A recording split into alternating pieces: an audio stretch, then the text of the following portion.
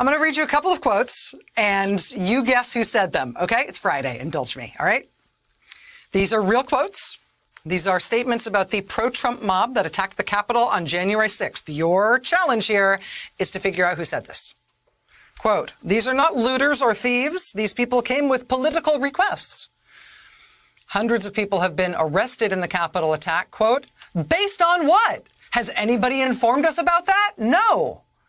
The people who had participated in the Capitol attack were all slapped with, quote, very harsh charges. Why is that? I mean, after all, quote, nearly half of U.S. voters believe that that election was unfair." Those are all quotes from one person speaking today. And this is sort of familiar stuff to us now, right? At this point, you expect this kind of language from lots of American political figures in the Republican Party who support Donald Trump. But those quotes today did not come from an American at all. They came from Uncle Vlad, President Vladimir Putin of Russia, who decided to take a significant chunk of time in a presidential appearance today to wonder out loud about the persecution of the January 6th Capitol attackers here in the United States, who, after all, were only coming to the Capitol with what he called political requests. He defended their actions at length. Off the top of his head, Putin rattled off the numbers of people arrested in connection with the January 6th attack. He rattled off the number of people still being held in prison. He said they were being harshly punished for purely political reasons.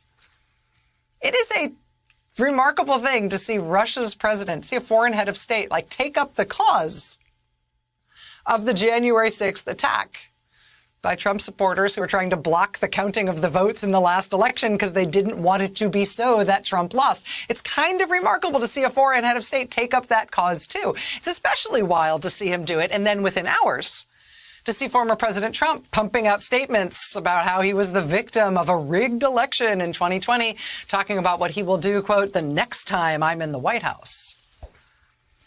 And of course, Trump is also now plugging the speech he's going to give tomorrow to the North Carolina Republican Party, plugging that as a, quote, official presidential speech, because he is increasingly maintaining in increasingly explicit terms that he is still the rightful president of the United States, making Joe Biden some sort of usurper and pretender who, of course, must be ousted.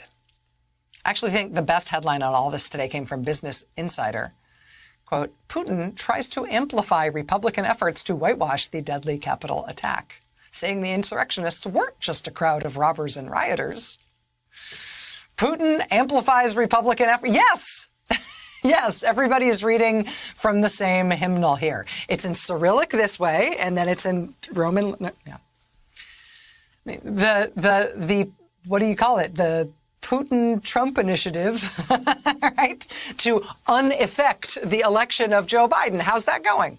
You know, the election was rigged and Trump's still president, and the January 6th attackers were brave, persecuted patriots who have only been arrested as some sort of political putsch. And Vladimir Putin will hold fake President Biden's feet to the fire over it because he's on the side of those patriots who are just trying to defend Trump's honor.